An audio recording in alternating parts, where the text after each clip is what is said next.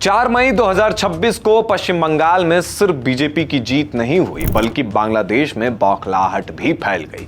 पश्चिम बंगाल के जब से एग्जिट पोल आए तब से ही बांग्लादेश से anti India, anti Modi, anti BJP नारे लगने लगे। ममता बनर्जी के समर्थन में बातें कही जाने लगी और उसके बाद जैसे ही नतीजे आए तो बांग्लादेश की जिहादी फैक्ट्री में मानो आग लग गई हो। अब बांग्लादेश से एक नया वीडियो आ रहा है। अगर आप प्रदर्शन के टाइमलाइन को देखें तो वो बकरीद से कुछ दिन पहले की है।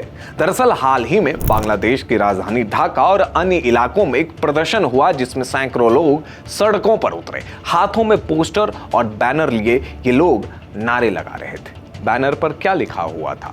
Stop killing Muslim in India, terrorist Modi, Muslim killer Suvendu अधिकारी। प्रदर्शनकारियों ने खास तौर पर पश्चिम बंगाल के मुख्यमंत्री शुवेंदु अधिकारी को निशाने पर लिया। सारे लोग बंगाली बोल रहे थे और जब मैंने उनकी बंगाली को डिकोड किया तो उनकी नाराजगी इस बात से थी कि पश्चिम बंगाल में बीजेपी सरकार आने के बाद मुस्लिमों पर ज्यादती की जा रही है। यह बयान तक दिया गया कि अगर तुम हमारे मजहबी विचारों को मानने नहीं दोगे तो हम यहां रह रहे हिंदुओं को भी परेशान करेंगे। हमारे कुरान और अल्लाह ने कहा है कि लाउडस्पीकर लगाकर ही नमाज पढ़ी जाएगी। जब आप उन प्रदर्शनों की तस्वीर देखोगे तो आपको बांग्लादेश की जिहादी मानसिकता क्रिस्टल क्लियर तौर पर समझ में आएगी। छोटे छोटे बच्चों को इस प्रदर्शन में शामिल किया गया और फिर इस प्रदर्शन के विजुअल को देखने के बाद मेरे दिमाग में शौर्य मूवी के ब्रिगेडियर रुद्र प्रताप सिंह का वही डायलॉग याद आता है, बच्चे नहीं टाइम बॉम्ब है। और सोचिए इन लोगों के दिमाग में किस कदर जहर भारत और भारतीय राज पश्चिम बंगाल को लेकर भरा गया है। पोस्टर पर stop killing Muslim in India, terrorist Modi, Muslim killer Suvendu अधिकारी लिखा गया है और बांग्लादेशी सरकार कोई कदम नहीं उठा रही है।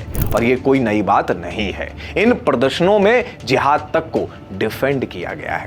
जैसा कि हमने आपको बताया कि चुनावी नतीजे आने के बाद यह बौखलाहट है और यह तस्वीर साफ तौर पर उस कहानी को बयां करती है कि बांग्लादेश से ममता बनर्जी को कितना समर्थन मिल रहा था। इसलिए तो टीएमसी के कार्यालय से सैकड़ों आधार कार्ड मिलते हैं। जब एसआईआर की प्रक्रिया की जा रही थी तो ममता बनर्जी छाती पीटकर इसलिए रो रही थी कि उनके बांग्लादेशी वोटर्स चले जाएंगे। और सबसे खास बात यह कि जब मोहम्मद यूनुस की अंतरिम सरकार बांग्लादेश में थी और हिंदुओं पर जब हमले किए जा रहे थे तो ममता बनर्जी बिल्कुल चुप थी, क्योंकि उनके बोलने से उनका मुस्लिम वोट बैंक खतरे में आ जाता है। और मैं तो यह भी कहता हूं कि बांग्लादेश से जिस तरह के समर्थन ममता बनर्जी के लिए आ रहे हैं वो साफ तौर पर एक व्हाइट पेपर है। यह सबूत है कि ममता बनर्जी अपनी हार से क्यों इतनी बौखला गई है।